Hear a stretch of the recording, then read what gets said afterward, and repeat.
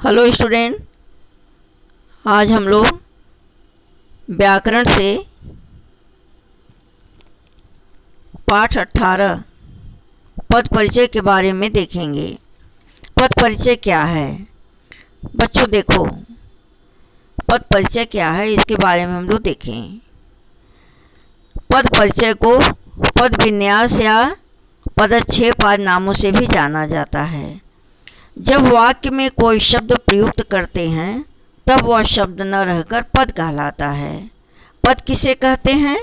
जब कोई शब्द वाक्य में प्रयोग कर दिया जाता है तब वह शब्द न रहकर पद कहलाता है। वाक्य में प्रयुक्त इन पदों का व्याकरण के नियमों के अनुसार परिचय देना, उनका लिंग, वचन, कारक आदि बताना पद परिचय कहलाता है। आगे इसका परिभाषा देखो बेटा। परिभाषिक शब्दों में क्या है ये? वाक्य में प्रयुक्त पदों का पूर्ण व्याकरणिक परिचय देना ही पद परिचय कहलाता है। ठीक है, वाक्य में प्रयुक्त पदों का पूर्ण व्याकरणिक ढंग से, व्याकरण के ढंग से, अर्थात उसका लिंग, वचन, कारक यह बताना ही पद परिचय कहलाता है। अब देखो बेटा, पद कितने प्रकार के होते हैं?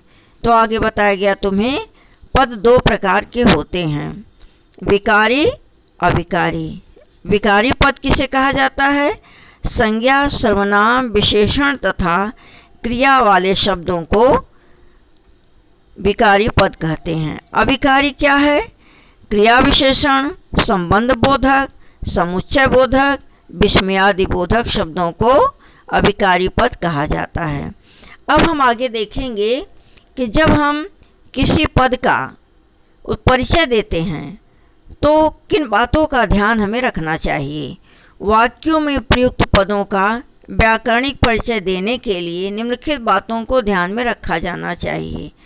जैसे कोई पद संज्ञा है तो संज्ञा वाले पद का हम क्या क्या बताएंगे? संज्ञा के भेद, लिंग, वचन, कारक तथा क्रिया के साथ क्या संबंध है उसको बताएंगे। कोई शब्द जब सर्वनाम है तो क्या होगा?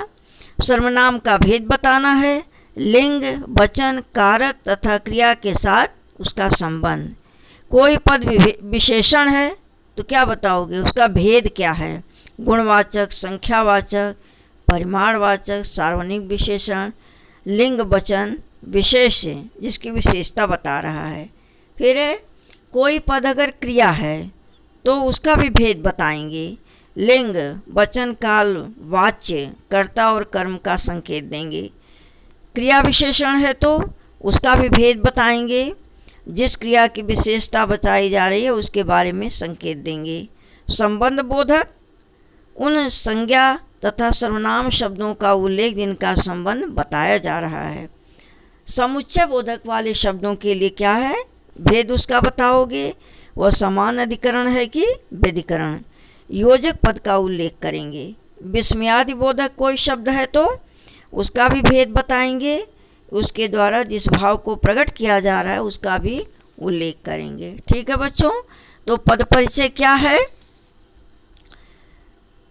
वाक्य में प्रयुक्त पदों का पूर्ण व्याकरण ढंग से परिचय देना ही उसका पद परिचय है। पदों का व्याकरण के अनुसार परिचय देना ही पद परिचय कहलाता है। अब देखते हैं बेटा एक्सरसाइज देखो, इसमें दो एक्सरसाइज है, इसे तुम कर लेना।